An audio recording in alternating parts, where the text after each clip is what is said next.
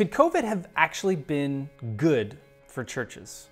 Don't get me wrong, I don't think that COVID is a good thing, but I do believe that there are some outcomes because of COVID that has had a positive impact on the church today. Here are 3 things that I think have positively impacted the church today because of COVID. Welcome to All That Catholic Stuff. I'm Chris Bray.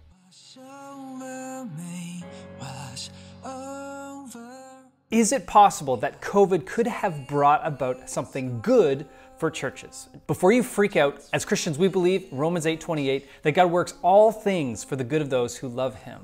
And so I believe it's possible that though God doesn't will for bad things to happen, that God permits things to happen.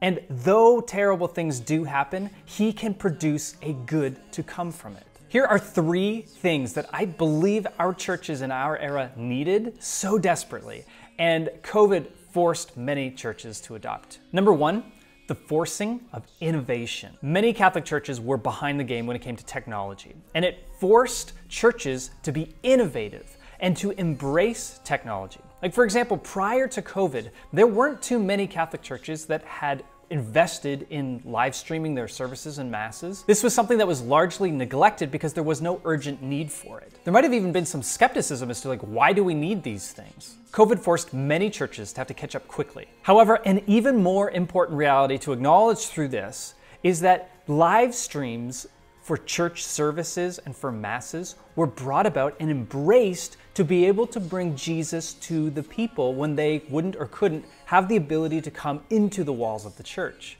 And in a similar way, I think we need to remember that, not just with live streams, but with all aspects of evangelization, it's our job to bring Jesus out to the world. This should have always been our focus, and it should continue to be our focus even beyond the live stream, and even when things get back to the new normal. The days of putting up a poster and expecting that people are just going to show up are over.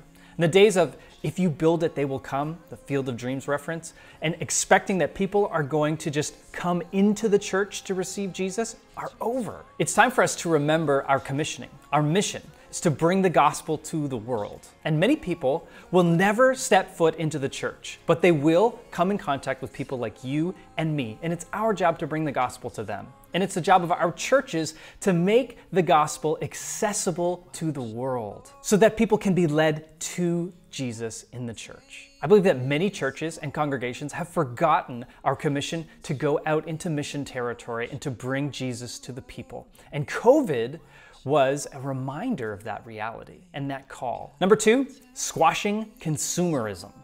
Like, how many people had their seat prior to COVID? Right? You'd walk into a church and it'd be like, that was your pew. And you would always show up to the church service or to Mass at the exact same time, and you could always expect that that would be your seat. Everybody knew it. And then there would be this one Sunday when maybe a visitor would come or somebody from a different service time, and they would be sitting in your seat. This is a symptom of consumer mentality. The idea that we are there to be served rather than to serve. But here's the thing, when COVID hit, there was no more my spot. Because of the safety protocols that were needed to be followed, people had to just sit wherever they were instructed to sit. And maybe there was a hospitality team or ushers, or maybe it was first come, first serve. This shook up the church in a very good way, I believe. After all, what did Jesus say in the Gospel of Luke about taking the honor seat at banquets? That we're not to take the most highest seat of honor, but the lowest. We're not at church to be honored or to be served, but rather to serve. And it can start in the parking lot. Instead of finding the best spot, perhaps we could save that for the elderly or somebody who needs it. Maybe perhaps we could park farther away so that if any visitors were coming to the church, they might feel welcomed. And they might feel that hospitality. They might feel like this is really a community where they are accepted and could belong. So we take whatever seat is given to us, and maybe we even stand if we need to so that other people can encounter Jesus. How many other ways does our consumer mentality, consumerism, need to be squashed? COVID gave us a great taste of this. And so let's continue down that avenue. And number 3, appreciation through absence. Though I would never say that it is a good thing to miss Mass, one of the outcomes of this is a deeper appreciation for the sacraments and in our faith. It's true what they say, absence makes the heart grow fonder.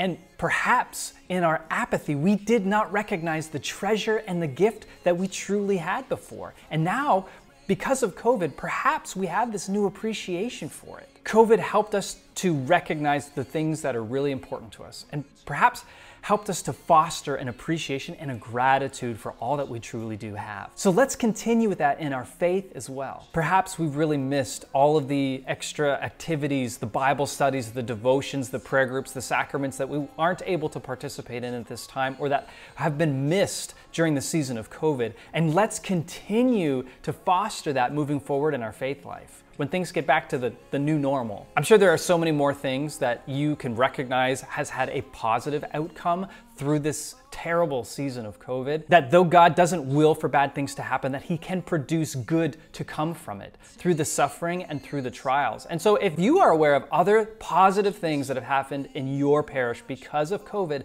comment below, let us know. Let's celebrate these things and let's have the heart of gratitude and desire for our faith. My hope and my prayer is that we won't lose these when we return to the new normal, whatever that is. Let's appreciate just how blessed we are and the treasure of faith that we have. If you found this video helpful, would you consider sharing it with someone who might benefit from it as well? Make sure you subscribe to my channel, give it a thumbs up, and I'd be so grateful if you would consider supporting my ministry at patreon.com/Chris Bray.